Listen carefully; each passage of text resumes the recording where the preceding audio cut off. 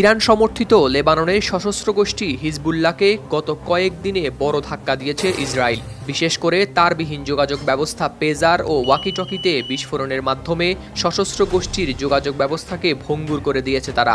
কিন্তু এর প্রতিক্রিয়ায় হিজবুল্লাহ এই মুহূর্তে কী কৌশল অবলম্বন করছে সেটি স্পষ্ট নয় এখনও। জানিয়ে আন্তর্জাতিক মিডিয়ায় চলছে নানা আলোচনা। পেজার বিস্ফোরণ, ওয়াকিটকিতে বিস্ফোরণ, এরপর রাজধানী বৈরুতে উচ্চপদস্থ কমান্ডারদের লক্ষ্য করে ভয়াবহ বিমান হামলা। এর রেশ কাটতে না কাটতেই আবার সীমান্ত এলাকায় সোমবার স্মরণকালের সবচেয়ে ভয়াবহ বিমান হামলা। গত 2 সপ্তাহে এগুলি ছিল লেবাননে দখলদার ইহুদি রাষ্ট্র ইসরায়েলের চালানো ধ্বংসযজ্ঞের উদাহরণ। যে হামলায় লেবাননের সীমান্তবর্তী এলাকায় শুধু ধ্বংসস্তূপই পরিণত হয়নি, ঘটেছে ব্যাপক প্রাণহানি। হামলায় দেশটিতে 6 থেকে 7 হাজার মানুষ আহত এবং নিহত হয়েছেন প্রায় 600 মানুষ। শুধুমাত্র সোমবারই বিমান হামলা চালিয়ে 1600 বাড়ি ধসিয়ে দিয়েছে ইসরায়েল। এত ধ্বংসযজ্ঞের পরও চুপ কেন হিজবুল্লাহ? কিছু করছে না? ইসরায়েলকে তারা কেনই বা দিচ্ছে না মোক্ষম জবাব? এ নিয়ে বিশ্বমহলে চলছে নানা আলোচনা। কারণ যেখানে হিজবুল্লাহর ক্ষমতা রয়েছে ইসরায়েলের সবচেয়ে গুরুত্বপূর্ণ শহর তেল আবিবেও হামলা চালানোর, তাদের কাছে রয়েছে দূরপাল্লার নানা অস্ত্র।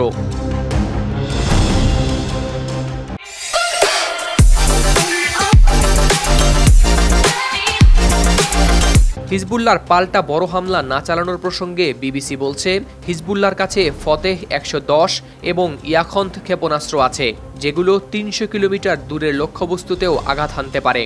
যার অর্থ হিজবুল্লাহ চাইলে দখলদার ইসরায়েলের সবচেয়ে গুরুত্বপূর্ণ শহর তেল আবিবেও হামলা চালাতে পারবে। তবে হিজবুল্লাহ ইসরায়েলে ভয়াবহ হামলা চালাচ্ছে না কেন? এর কারণ হতে পারে, যদি তারা দখলদার ইসরায়েল লেবাননে যেমনটা করছে তেমনটাই করে, তাহলে ইসরায়েল বৈরুতের বিমানবন্দর সহ অন্যান্য অবকাঠামোর বড় ক্ষয়ক্ষতি করে দিতে পারে।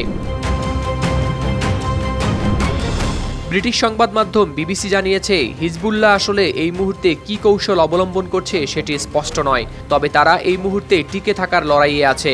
কারণ গত কয়েকদিনে হিজবুল্লাহকে বড় ধাক্কা দিয়েছে ইসরায়েল। তাদের কমান্ডার হত্যাকাণ্ডের শিকার হয়েছে। ইসরায়েল পেজার ও ওয়াকিটকিতে বিস্ফোরণ ঘটানোয় তাদের যোগাযোগ ব্যবস্থা ভঙ্গুর হয়ে গেছে এবং বিমান হামলায় অনেক রকেট ও ক্ষেপণাস্ত্রও হয়তো ক্ষতিগ্রস্ত হয়েছে।